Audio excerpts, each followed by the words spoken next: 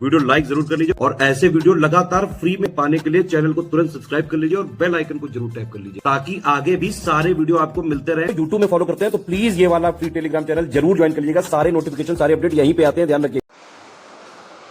नमस्कार साथियों, स्वागत है आप सभी का स्टडी फॉर सिविल सर्विसेज में। ये क्लास है हमारी मॉडर्न इंडिया की और मॉडर्न इंडिया में आज हम लोग पढ़ने वाले हैं ब्रिटिश कालीन प्रमुख कानून। और मैं आपको बता दूं आज है साथियों, जहाँ तक मुझे आ रहा है 4 सितंबर है और आज हमारे यहाँ पर रात्रि में बहुत तेज़ आंधी चल रही है। हो सकता है उसकी आवाज़ थोड़ा सा आपको यहाँ सुनाई दे, लेकिन विश्वास मानिए मौसम बहुत अच्छा है तो मुझे वीडियो बनाने में भी मज़ा आएगा और आपको हो सकता है प्रकृति का थोड़ा एहसास हो। चलिए ठीक है, तो आज हम देखेंगे ब्रिटिश कालीन प्रमुख कानूनों को। जो कानून बने हैं ब्रिटिश काल में उनकी हम बात करेंगे। ये कानून जो है बेसिकली जो समाज सुधार है उससे जुड़े हुए हैं। ज़्यादातर जो सामाजिक कुप्रथाएं हैं उनको समाप्त करने से कानून जो है जुड़े हुए हैं। चलिए एक एक करके देखते हैं। यहाँ पर पहला जो कानून है साथियों वो है नवजात कन्याओं की हत्या संबंधी कानून।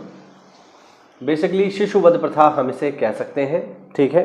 खासकर शिशुवध में भी जो बच्चियां हैं उनके वध को किस तरीके से समाप्त किया जाए इसके लिए कानून बना 1795 में और उस समय भारत के गवर्नर थे जॉन शोर। नवजात कन्याओं की हत्या पर रोक, इसे साधारण हत्या के बराबर अपराध घोषित कर दिया गया। नवजात कन्याओं की हत्या से मतलब यहाँ पर यह है कि पहले ज़माने में क्या होता था कि जब बच्चियाँ पैदा होती थी तो लोगों को दुख होता था। आज भी बच्चियाँ पैदा होती हैं तो लोगों को दुख हो जाता है ना। उन्हें लगता है कि अरे ये तो बहुत ख़राब चीज़ हो गई है ना। तो ये सोच समाज में आज भी है कहीं ना कहीं, तो उसकी वजह से ये है यहाँ पे। दूसरा हम देखें तो दूसरा है बाल हत्या निरोधक कानून। ये आया है सन 1802 में और इसको लेकर के आए हैं लॉर्ड वेलेस्ली। ध्यान रखना, खासकर बंगाल के लोगों के द्वारा गंगा और समुद्र के संगम में नवजात शिशुओं को फेंकने की प्रथा यहाँ पर थी और इसमें भी ज़्यादातर शिकार जो थी वो बच्चियाँ ही होती थी, बेटियाँ ही होती थी। तीसरा है सती प्रथा। सब लोग इसके बारे में जानते हैं। सती प्रथा में क्या होता था कि जो महिलाएं होती थी, ऐसी महिला जिनके पति किसी कारणवश एक्सपायर हो गए हैं, तो उनको भी जो है अपने पति की चिता के साथ ही जलने के लिए मजबूर किया जाता था। इस प्रथा को कहा जाता था सती प्रथा।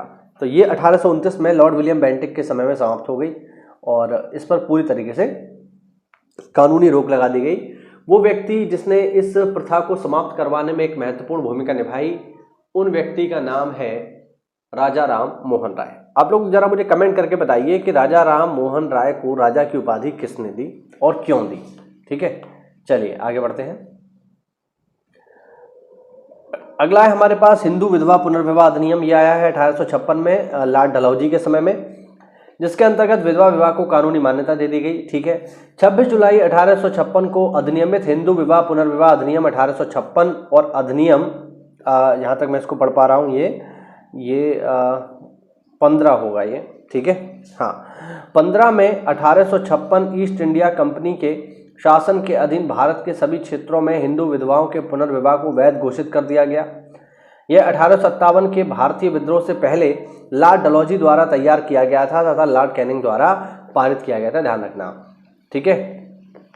विधवा पुनर्विवाह में जो है इस समय तो नहीं, थोड़ा सा और आगे बढ़ेंगे तो विधवा पुनर्विवाह में एक बहुत ही महत्वपूर्ण भूमिका निभा रहे हैं ईश्वर चंद्र विद्यासागर। ध्यान रखना, काफ़ी इंपॉर्टेंट रोल प्ले कर रहे हैं ईश्वर चंद्र विद्यासागर। देखिए सती प्रथा की बात आएगी तो नाम आता है राजा राम मोहन राय का, और विधवा विवाह से संबंधित कोई भी कानून बना है तो उसमें महत्वपूर्ण योगदान है ईश्वर चंद्र विद्यासागर का।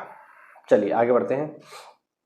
आगे सम्मति आयु अधिनियम 1891 में लॉर्ड लैंसडाउन के समय में आया है और ये जुड़ा हुआ है बाल विवाह से। ध्यान रखना, बाल विवाह से जुड़ा हुआ है सम्मति आयु अधिनियम, है ना, सिविल मैरिज एक्ट इसे कहा जाता है। फिर है साइमन कमीशन 1927 में लॉर्ड इरविन के समय में और ये आया है संविधान को बनाने के लिए। शारदा एक्ट काफ़ी इंपॉर्टेंट है, 1929 में आया है ये लॉर्ड इरविन के समय में और ये भी जुड़ा हुआ है साथियों, याद रखना, बाल विवाह से। बालकों के लिए इसमें विवाह की आयु 18 साल यानी मेल के लिए 18 साल और फीमेल के लिए 14 साल कर दिया गया था, ठीक है। यानी शारदा एक्ट के अंतर्गत मेल की शादी करने की एज है 18 और फीमेल के शादी करने की एज थी 14, ठीक है। चलिए आगे बढ़ते हैं। आगे है अगस्त घोषणा 1940 में आई है लॉर्ड लिनलिथगो के समय में और स्थानीय सुशासन से जुड़ी हुई है। करप्शन मिशन आया है 1942 में लॉर्ड लिनलिथिगो के समय में। संविधान सभा की योजना को तैयार इसी के अंतर्गत करने की बात की गई।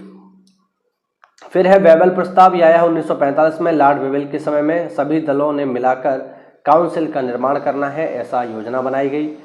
फिर है कैबिनेट मिशन योजना 1946 लॉर्ड वेबल के समय में, और इसी योजना के अंतर्गत ही साथियों संघ का निर्माण हुआ है, प्रांतों को स्वायत्तता दी गई, ठीक है। और जो हमारी संविधान सभा है उसके गठन का आधार कैबिनेट मिशन योजना ही है। और लास्ट में है माउंटबेटन योजना 1947 लॉर्ड माउंटबेटन के समय में आई है, तथा इसी योजना के आधार पर भारत का विभाजन किया गया। तो ये था आज का छोटा सा वीडियो जिसमें हमने प्रमुख सामाजिक और राजनीतिक सुधारों से जुड़े हुए कानूनों की बात की। चलिए साथियों, मिलते हैं अगली क्लास में, तब तक के लिए जय हिंद, जय भारत, वंदे मातरम।